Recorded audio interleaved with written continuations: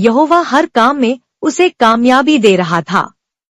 कुछ समय बाद मिस्र के राजा के प्रधान साकी और प्रधान रसोइये ने अपने मालिक राजा के खिलाफ कोई अपराध किया। इसलिए फिरौन अपने उन दोनों अधिकारियों यानी प्रधान साकी और प्रधान रसोइये पर भड़क उठा। उसने उन्हें जेल में डाल दिया, उसी जेल में जो पहरेदारों के सरदार के अधिकार में थी और जहां यूसुफ भी कैद था। पहरेदारों के सरदार ने यूसुफ को उन अधिकारियों के पास रहने और उनकी सेवा करने का काम दिया। वे दोनों कुछ समय तक जेल में रहे।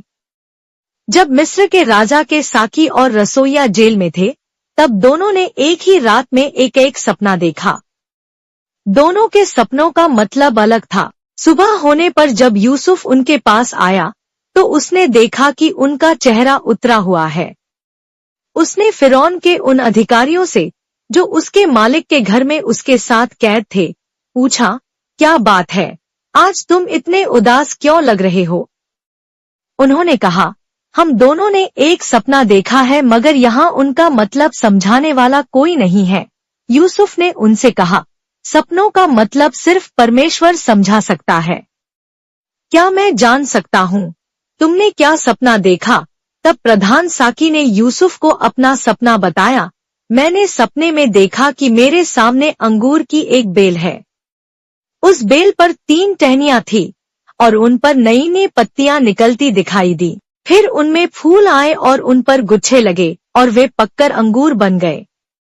मेरे हाथ में फिरौन का प्याला था और मैंने अंगूर तोड़े और उनका रस प्याले में निचोड़ा। फिर वह प्याला मैंने फिरौन के हाथ में दे दिया। तब यूसुफ ने उससे कहा, अब सुन, तेरे सपने का क्या मतलब है? तूने जो 3 टहनियां देखी, उनका मतलब है 3 दिन। आज से 3 दिन बाद फिरौन तुझे रिहा करेगा और तुझे तेरा पद वापस दे देगा। तू पहले की तरह फिरौन का साकी बन जाएगा और उसे प्याला पिलाएगा। जब तेरे अच्छे दिन लौट आए तो मुझे जरूर याद करना। मुझ पर कृपा करना और मेरे बारे में फिरौन से जरूर जिक्र करना ताकि वह मुझे यहाँ से आजाद कर दे। मुझे असल में इब्रियों के देश से अगवा करके यहाँ लाया गया था और यहाँ भी मैंने कोई अपराध नहीं किया, फिर भी मुझे जेल में डाल दिया गया। फिर 2 साल बाद एक रात फिरौन को सपना आया। उसने देखा कि वह नील नदी के किनारे खड़ा है और नदी में से 7 मोटी ताजी सुंदर गायें निकली और नदी किनारे घास चरने लगी। उनके बाद नदी में से 7 और गायें निकली जो दुबली तली और दिखने में भद्दी थी। वे नील नदी के किनारे उन मोटी गायों के पास खड़ी हो गईं। फिर ये दुबली तली भद्दी गायें उन 7 मोटी ताजी सुंदर गायों को खाने लगी। इतने में फिरौन की नींद खुल गई। थोड़ी देर बाद वह फिर सो गया और उसे एक और सपना आया।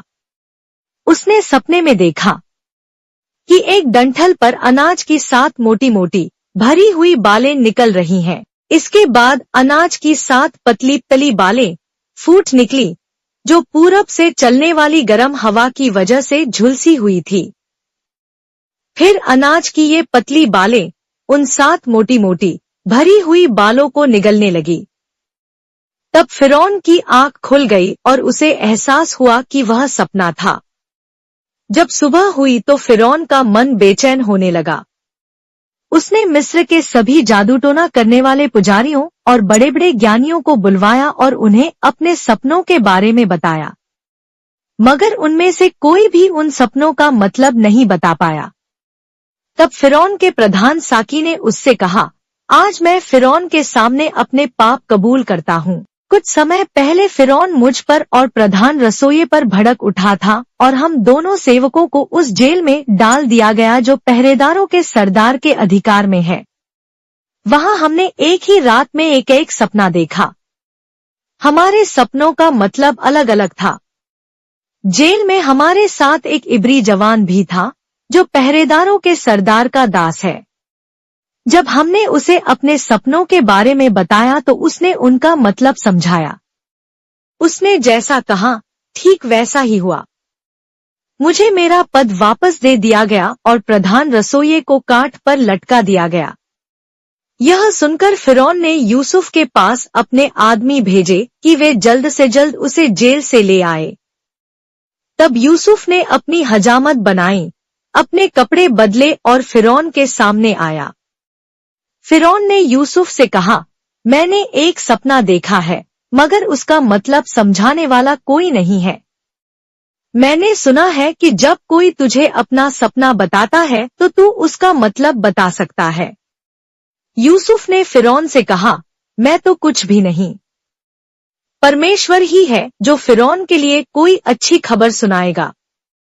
तब फिरौन ने यूसुफ को बताया, मैंने सपने में देखा कि मैं नील नदी के किनारे खड़ा हूँ और नदी में से 7 मोटी ताजी सुंदर गायें निकली और नदी किनारे घास चरने लगी। उनके बाद नदी में से 7 और गायें निकली जो दुबली तली और मरियल सी थी और दिखने में भद्दी थी। मैंने पूरे मिस्र में ऐसी भद्दी गायें कहीं नहीं देखी। फिर ये दुबली तली गायें उन 7 मोटी ताजी गायों को खाने लगी, मगर उन गायों को खाने के बाद भी वे ऐसी लग रही थी जैसे उन्होंने कुछ खाया ही न हो, क्योंकि वे पहले की तरह दुबली तली ही थी। इतने में मेरी नींद खुल गई। फिर मुझे एक और सपना आया। मैंने देखा कि एक डंठल पर अनाज की 7 मोटी मोटी भरी हुई बालें निकल रही हैं। इसके बाद अनाज की 7 पतली तली मुरझाई हुई बालें निकली जो पूरब की गर्म हवा से झुलसी हुई थी। फिर अनाज की ये पतली बालें उन 7 मोटी बालों को निगलने लगी। मैंने इन सपनों के बारे में जादू टोना करने वाले पुजारियों को बताया, मगर उनमें से कोई भी मेरे सपनों का मतलब नहीं बता सका। तब यूसुफ ने फिरौन से कहा, फिरौन के दोनों सपनों का एक ही मतलब है। सच्चे परमेश्वर ने फिरौन को बताया है कि वह क्या करने वाला है। 7 अच्छी गायों का मतलब 7 साल है। उसी तरह 7 अच्छी बालों का मतलब भी 7 साल है। दोनों सपनों का एक ही मतलब है। बाद में आने वाली 7 दुबली तली भद्दी गायों का मतलब 7 साल है और 7 सूखी और हवा से झुलसी बालों का मतलब यह है कि 7 साल तक अकाल पड़ेगा। जैसे मैंने पहले कहा था, सच्चे परमेश्वर ने फिरौन को दिखाया है कि वह क्या करने वाला है। देख, ऐसे 7 साल आने वाले हैं जब पूरे मिस्र में भरपूर पैदावार होगी, लेकिन उसके बाद 7 साल तक ऐसा भारी अकाल पड़ेगा कि बीते 7 सालों की भरपूर पैदावार किसी को याद तक नहीं रहेगी। यह अकाल पूरे देश को खा जाएगा। अकाल की मार इतनी जबरदस्त होगी कि लोग बीते दिनों की खुशहाली भूल जाएंगे। फिरौन को 2-2 बार सपने यह बताने के लिए दिखाए गए कि सच्चे परमेश्वर ने जो ठाना है उसे वह जरूर करेगा और वह भी बहुत जल्द। इसलिए अच्छा होगा कि फिरौन एक ऐसे आदमी को चुने जो सूझबूझ से काम लेने वाला और बुद्धिमान हो और उसे पूरे मिस्र देश का अधिकारी ठहराए और देश भर में निगरानी करने वालों को ठहराए कि वे 7 सालों के दौरान होने वाली भरपूर पैदावार का 5वां हिस्सा इकट्ठा करते रहें और वे आने वाले अच्छे सालों के दौरान जो अनाज इकट्ठा करेंगे उसे अलग अलग शहरों में फिरौन के गोदामों में भरते जाएं और संभाल कर रखें। फिर जब मिस्र में 7 साल का अकाल पड़ेगा तो यह अनाज देश भर में मुहैया कराया जाए ताकि देश अकाल की मार से मिट न जाए। यूसुफ का यह सुझाव फिरौन और उसके सभी दरबारियों को अच्छा लगा। फिरौन ने अपने दरबारियों से कहा, इस आदमी पर वाकई ईश्वर की शक्ति काम करती है, इसलिए इस जिम्मेदारी के लिए इससे बेहतर और कौन हो सकता है। इसके बाद फिरौन ने यूसुफ से कहा, ईश्वर ने तुझ पर ये सारी बातें जाहिर की हैं, इसलिए तुझ जैसा बुद्धिमान और सूझबूझ से काम लेने वाला और कोई नहीं। अब से तू मेरे दरबार का सबसे बड़ा अधिकारी होगा और मेरी सारी प्रजा वही करेगी जो तू कहेगा। मैं सिर्फ एक राजा की हैसियत से तुझसे बड़ा होऊंगा। फिरौन ने यूसुफ से यह भी कहा, देख, आज मैं तुझे पूरे मिस्र देश का अधिकारी बनाता हूँ। यह कहकर फिरौन ने अपने हाथ से मुहर वाली अंगूठी निकाली और यूसुफ को पहना दी। और उसे बढ़िया मलमल की पोशाक पहनाई और गले में सोने का हार पहनाया। इतना ही नहीं, फिरौन ने यूसुफ को अपने दूसरे शाही रथ पर सवार कराया और लोग उसके आगे आगे चलते हुए अवरेक अवरेक कहने लगे। इस तरह फिरौन ने यूसुफ को पूरे मिस्र देश का अधिकारी ठहराया। फिरौन ने यूसुफ से यह भी कहा, मैं फिरौन हूँ, फिर भी तेरी इजाजत के बगैर इस देश का कोई भी आदमी कुछ नहीं कर सकेगा।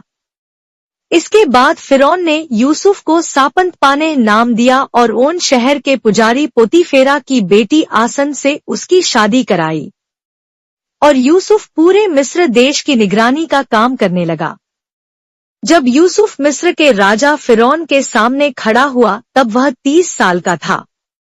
यूसुफ फिरौन के पास से चला गया और उसने पूरे मिस्र का दौरा किया। फिर मिस्र में 7 अच्छे साल शुरू हुए। इस दौरान देश भरपूर पैदावार देने लगा। यूसुफ पूरे मिस्र में अनाज इकट्ठा करवाने लगा और अलग अलग शहर के गोदामों में जमा करवाने लगा। उसने हर शहर में उसके आसपास के खेतों की फसल इकट्ठी करवाई। वह इतना सारा अनाज इकट्ठा करवाता गया कि उसकी तादाद समुंदर की बालू की तरह हो गई। और एक वक्त ऐसा आया कि उसे तौलकर हिसाब रखना मुश्किल हो गया, इसलिए उन्होंने हिसाब रखना ही छोड़ दिया। अकाल के साल शुरू होने से पहले यूसुफ को उसकी पत्नी आसन से, जो ओन के पुजारी पोतीफेरा की बेटी थी, 2 लड़के हुए। यूसुफ ने अपने पहलौठे का नाम मनश्शे रखा क्योंकि उसने कहा, परमेश्वर की दया से मैंने अपने सारे गम और अपने पिता के घर की सभी यादें भुला दी हैं। यूसुफ ने अपने दूसरे बेटे का नाम एप्रैम रखा क्योंकि उसने कहा, जिस देश में मैंने तकलीफें झेली उसी देश में परमेश्वर ने मुझे फलने फूलने की आशीष दी है। मिस्र देश में भरपूर पैदावार के 7 साल खत्म हो गए। इसके बाद अकाल के 7 साल शुरू हो गए, ठीक जैसे यूसुफ ने कहा था। दुनिया के सभी देश इस अकाल की चपेट में आ गए, मगर मिस्र में अनाज था। जब मिस्र में भी अकाल पड़ा तो लोग खाने के लिए फिरौन से फरियाद करने लगे। फिरौन ने सभी मिस्रियों से कहा, यूसुफ के पास जाओ, वह तुमसे जो कहे वही करो। सारी दुनिया में अकाल का कहर बढ़ता जा रहा था। अब यूसुफ ने मिस्र के सारे गोदाम खोलने शुरू कर दिए और वह मिस्रियों को अनाज बेचने लगा क्योंकि मिस्र में अकाल की जबरदस्त मार पड़ी थी। दुनिया के अलग अलग देशों से भी लोग मिस्र आने लगे और यूसुफ से अनाज खरीदने लगे क्योंकि पूरी धरती इस भयंकर अकाल की चपेट में आ गई थी।